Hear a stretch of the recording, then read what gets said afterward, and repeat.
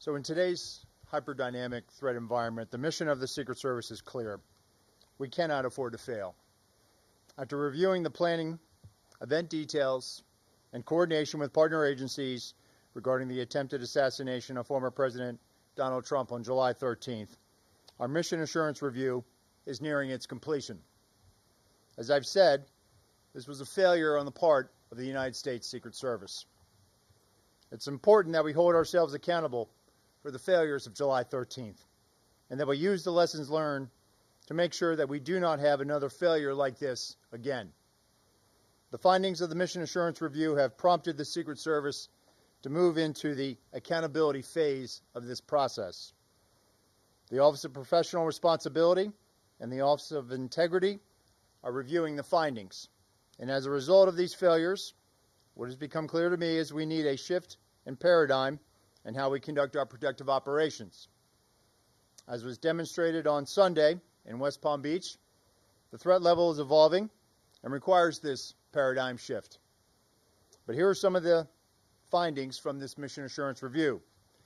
With respect to command and control of the site in Butler, Pennsylvania, the Secret Service has the main responsibility of building the site plan.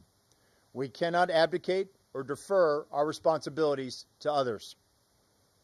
Advanced team personnel have an obligation to ensure that each site meets the protective requirements and principles of Secret Service methodologies.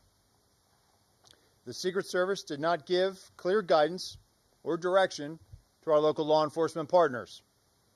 There were communication deficiencies between law enforcement personnel at the site. For example, the Secret Service did not co-locate its security room with local law enforcement.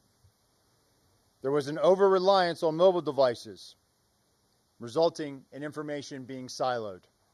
For example, at approximately 18:10 local time, Secret Service informed personnel that local police were addressing an issue at the 3 o'clock of the outer perimeter. At approximately 18:10 local time, via phone call, the Secret Service security room calls the counter-sniper response agent reporting an individual on the roof of the AGR building. That vital piece of information was not relayed over the Secret Service radio network. At approximately 18:10 and 54 seconds, verified through body camera footage of local law enforcement, officers confront the assailant on the roof of the AGR building.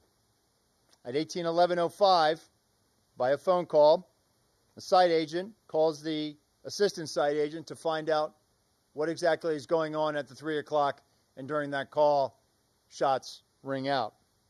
At 18:11:32, verified through body camera footage, the first series of shots are fired by the assailant. At 18:11:36, again verified through body camera footage, a second series of shots are fired by the assailant. At 18:11:47, through body camera footage, Secret Service counter-snipers neutralized the threat. With respect to diligence, line-of-sight issues were acknowledged, but not properly mitigated.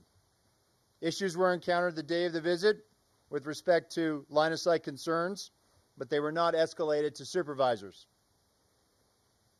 While some members of the advance team were very diligent, there was complacency on the part of others that led to a breach of security protocols. With respect to accountability, the Mission Assurance Review has identified deficiencies in the advanced planning and its implementation by Secret Service personnel. These employees will be held accountable, and this agency has among the most robust table of penalties in the entirety of the federal government.